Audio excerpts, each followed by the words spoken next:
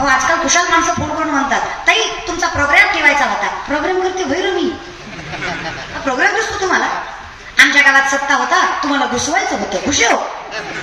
त्याच्यापेक्षा भंगार तुमचं तुम्हालाच आणावं लागतं का आम्ही आणावं लागतं? नाही नाही, मुक्त दी तुझं सोयाबीन खुरपीते, मुकादमाई दी भूत दी. काय बोलतील लोक. त्याच्यापेक्षा विचित्र, तुमची सुपारी किती? तुला उकळा धरून मुसळातनं काढला पाहिजे. किती द्याल? जयाच्या द्वारे सोन्याचा पिंपळ अंगी ऐसे बळ रेडा बोले. माझ्या आईच्या दारात सोन्याचं झाड आहे, विचार करा घरात किती असेल. आणि श्रीमंतीचं म्हणाल ना तर शास्त्रभाग गोड वर्णन करतं. विपदो विपदो नेव संपदो होच संपदा, विपदा विस्मरणं विष्णू संपन्न नारायण स्मृती. विपत्ती म्हणजे विपत्ती नाहीये, संपत्ती म्हणजे संपत्ती नाहीये. भगवंताला विसरणं ही खरी विपत्ती आहे, भगवंताला मनात साठवणं ही खरी संपत्ती आहे. ज्याला जपता आणि तो सगळ्यात मोठा परमार्थ हे महाधन जोडी देवाचे चरण. तर हेच आहे तर अकल्प आयुष्य व्हावे. मग आम्ही तेच मागतोय ना. म्हणजे सत्य आहे, आम्ही आयुष्य त्याला मागतोय, आम्ही कर्माला मागतोय, आम्ही कुठल्याच व्यक्तिगत आयुष्याला मागत नाही. मग तो व्यक्ती जर परमार्थ करतोय, नामचिंतन करतोय, सत्य स्वीकारतोय, द्वैत झाडतोय, कल्पना बाधा समजतोय, त्याला आपोआप हे मागणं लागतंय. हे कळलं पाहिजे. बाधा फार अवघड आहे आणि बाधा असणाऱ्याला बाधा आहे हे कळणं फार अवघड आहे. माणसाला कळत नाही, हेही कळत नाही, त्याच्यामुळे अवस्था फार विचित्र आहे. जयाचे आहिक धड नाही तयासी परित्र पुससे काही. माझ्या माऊलींचं वर्णन आहे. हे जे जीवन आहे ना माणसाचं, ज्ञानाचं म्हणाल तर ज्ञान व्यक्तीच्या अगोदर जन्माला येतं. मूर्तिमंत उदाहरण, उपजता ज्ञानी हे वर्म जाणून आले लोटांगणी. चांगलं देव कुठून तरी आलं, मोठा की देहाकृती उमटे, निज ज्ञानाची पहाट कुठे, सूर्या पुढे प्रगटे प्रकाश द्यायचा. प्रकाश सूर्याच्या अगोदर येतो का सूर्य उगवल्यावर येतो? रोहिला गडकर कीर्तन झाल्यावर माझ्या पाकिटातलं थोडं थोडं देते तुम्हाला, पण बोला. लोकांना घाण सवय लागली, लोक घेतल्याशिवाय बोलत नाहीत. हे नारायण दादाला चांगलं माहिती असेल महाराज. काम ते कारण काय सांगायचं तुम्हाला. असलं विचित्र काम आहे लोकांचं, लय म्हणजे इतकं विचित्र काम. काय बोलावं लोकांना, लोक फार लोकांना नावं ठेवतात, पण विचार आपला करत नाही दादा. काही नाही, कागद आहे त्यानं तुम्हाला काही होणार नाही. दगड आहे का लागलं का बाजूला काढून ठेवा ते. विठ्ठला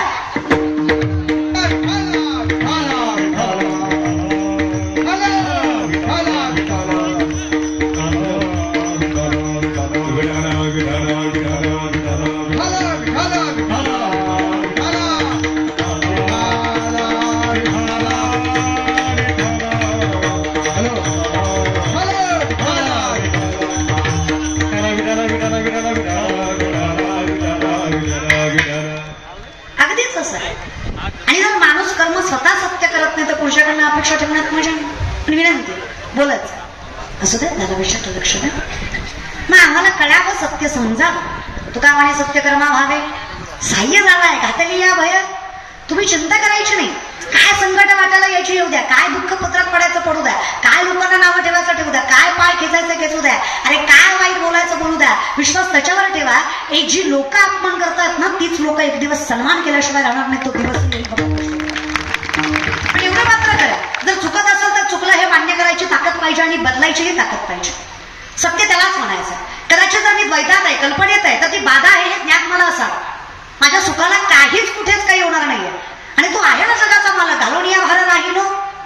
चिंता नाही करायची.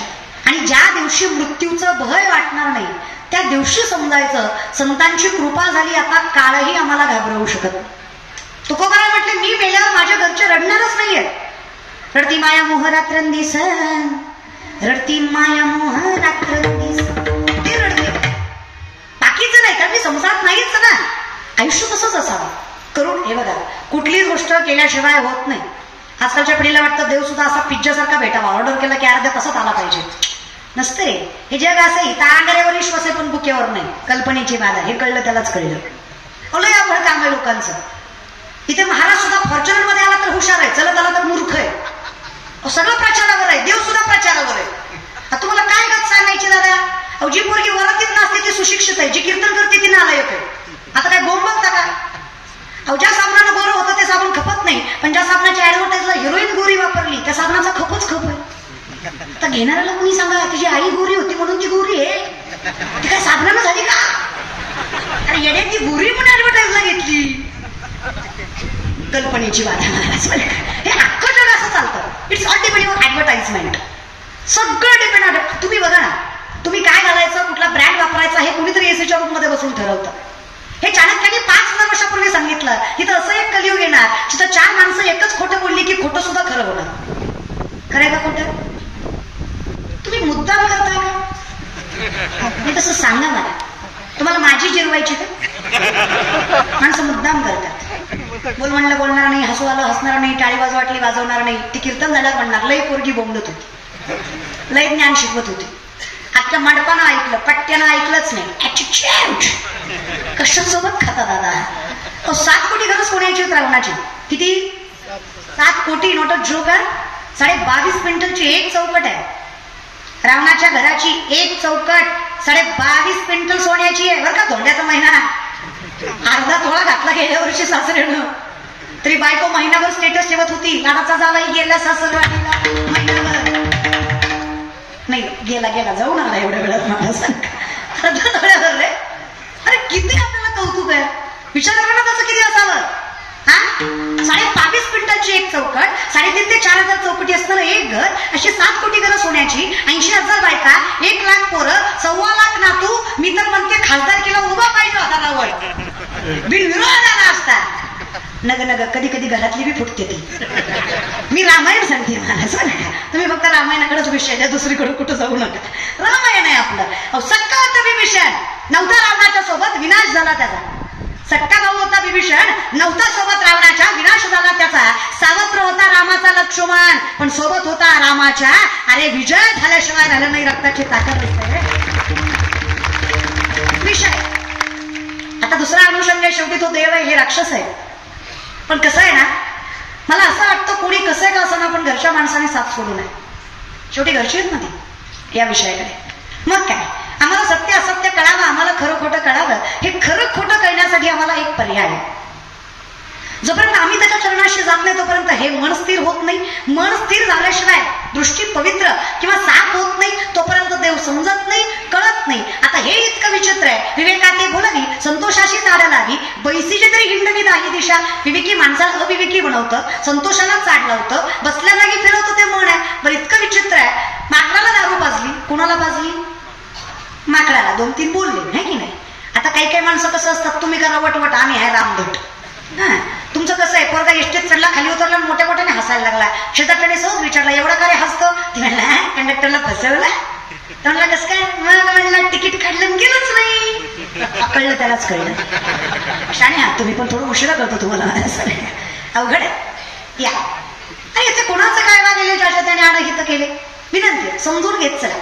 आता ताकद तेवढी आहे दादा, आम्हाला कळावं खरं खोटं काय आहे. ते कळण्यासाठी आम्हाला मन स्थिर लागतंय. आता मन स्थिर लागण्यासाठी मन इतकं चंचल आहे. बहुत चंचल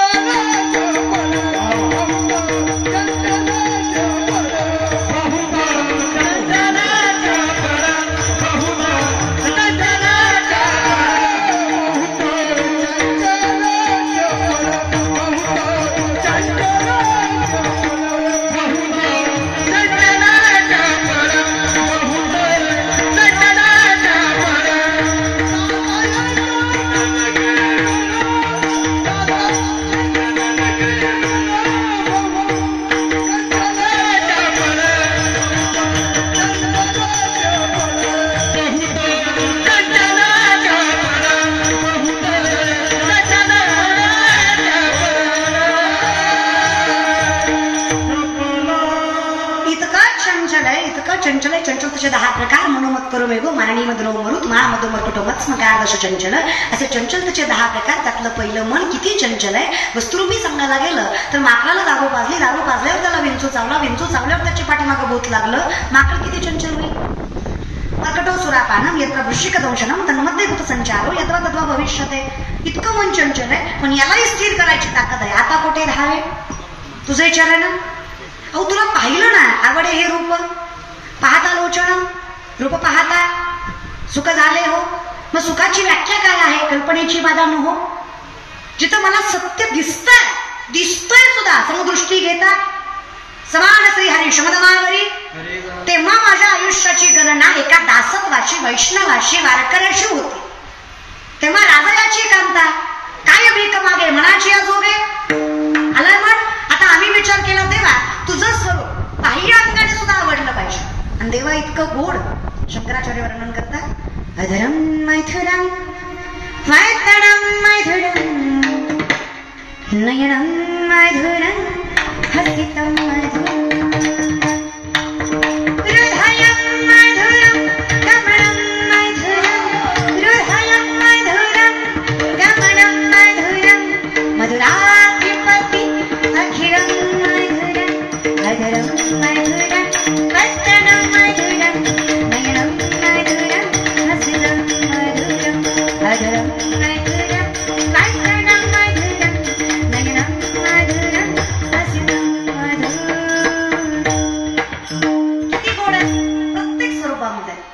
करारविंदे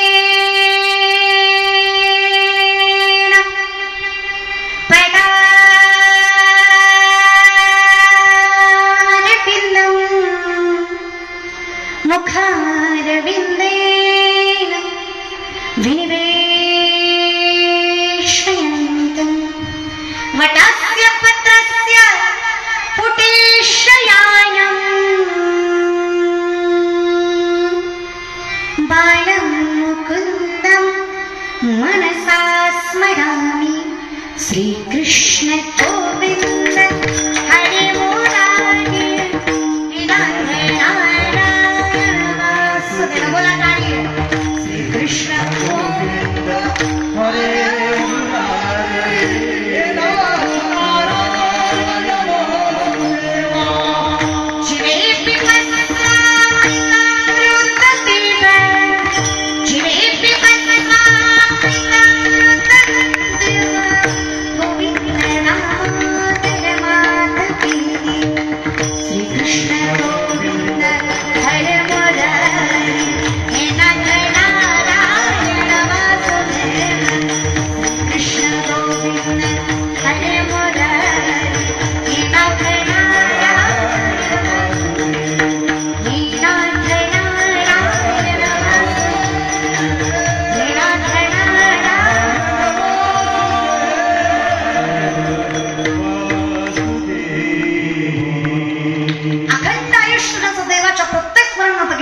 त्याला काय दुःखाची बाधा लागणार आहे, त्याला काय कल्पना शिवू शकणार आहे?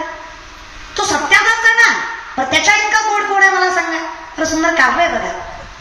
काली काली आले का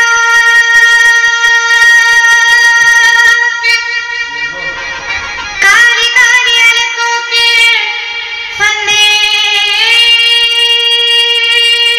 क्यों डाले हमें जिंदा रहने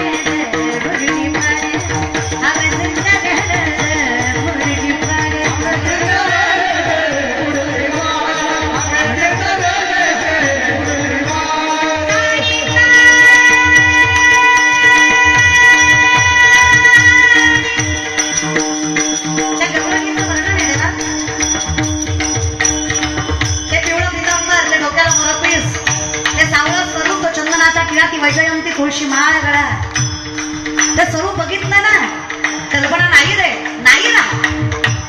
तुझ्या नामचंदनाचा तुझ्या रूपाचा ज्यावेळेस गोडवा करतो ना, तेव्हा आयुष्य सुख स्वरूप होतं. आनंदाचे डोळे आनंद तरंगानंदाची आनंद देव महागया गेलो तेथे देवाची होऊन ठोलो ही संत मंडळी सुखी असो. नानोबाला म्हणजे काय देवा तुझ्या कधी माझ्यात फरक आहे. महागया परस्परे एका नामाचीच अंतरे आज विश्वमंत अवतार पांडुरंग नाव ठेविले ज्ञानी अवतार पांडुरंग नाव ठेविले ज्ञानी अडकी ज्ञानराजा महादैवन्य तेजा. कसं काय झालं हे, कसं काय झालं? कल्पनेची बाधा न हो, हेच वर्चस्व. असा समोरून आला माझा जगाचा मालक वर्णन आहे का गवळणीचं देवा.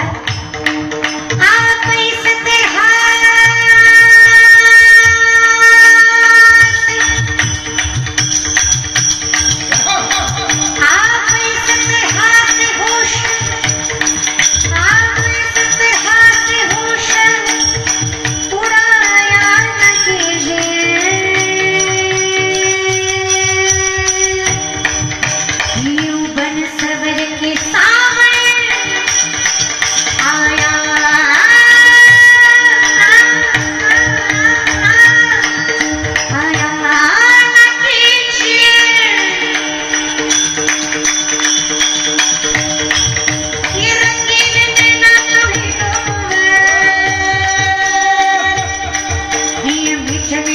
नंद